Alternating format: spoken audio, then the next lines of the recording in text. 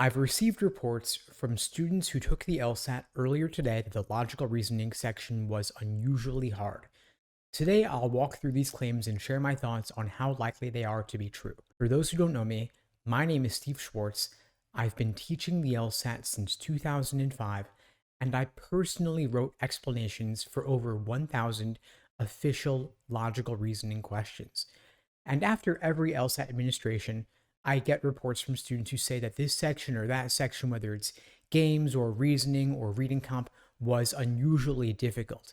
The thing is, the LSAT is standardized in difficulty, and these logical reasoning questions administered earlier today were tested out on prior LSAT administrations as the unofficial extra experimental section. It would undermine the legitimacy of the LSAT if they suddenly did something crazy.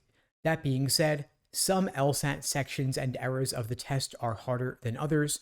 If logical reasoning is harder in a particular LSAT or in a particular period of time, it's going to be balanced out by a relatively easier logic games or reading comprehension section. And so I've been getting these reports that this section or that section for long enough over the course of my career that I'm pretty skeptical that any one LSAT is going to have something crazy happen. If anything, during a transitional period like this year with the removal of logic games after the June LSAT and this LSAT, the August LSAT, being the first one without logic games and with a double logical reasoning section, it's likely that LSAC would look to minimize changes to the test because the format change alone is stress-inducing enough.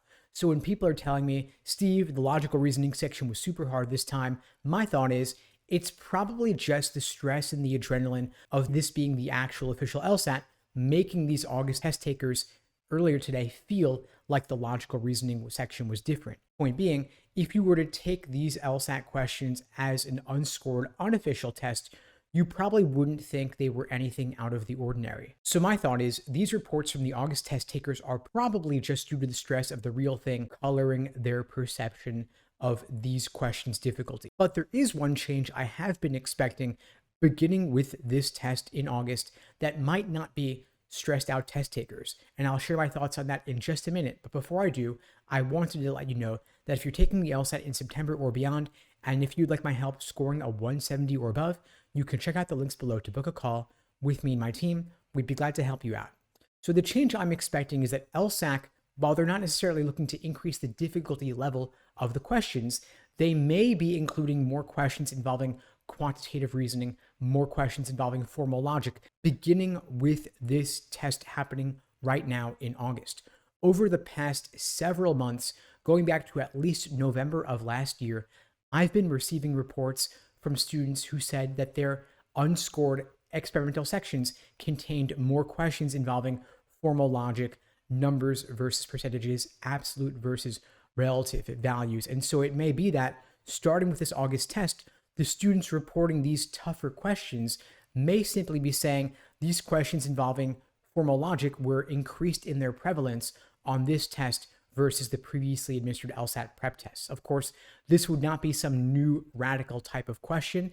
This would be nothing that we haven't already seen before, but there may be an increased proportion of these questions being tested out on the LSAT, since LSAC can no longer test these concepts in the logic game section, since of course there is no more logic game section starting with this LSAT in August and going forward.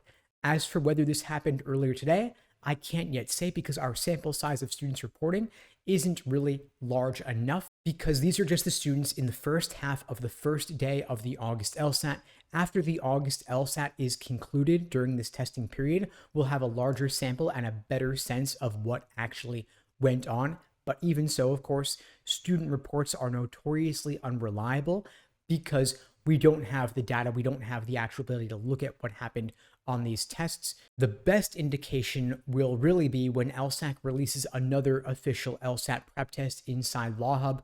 It'll probably be numbered LSAT number 159, since LSAC renumbered all the prep tests from 101 to 158. 159 is the next logical numbering for the LSAT we can expect and hope it'll come out sometime this calendar year, and that will give us a more concrete sense of the evolution of the test. Anyway, folks, that's all for now.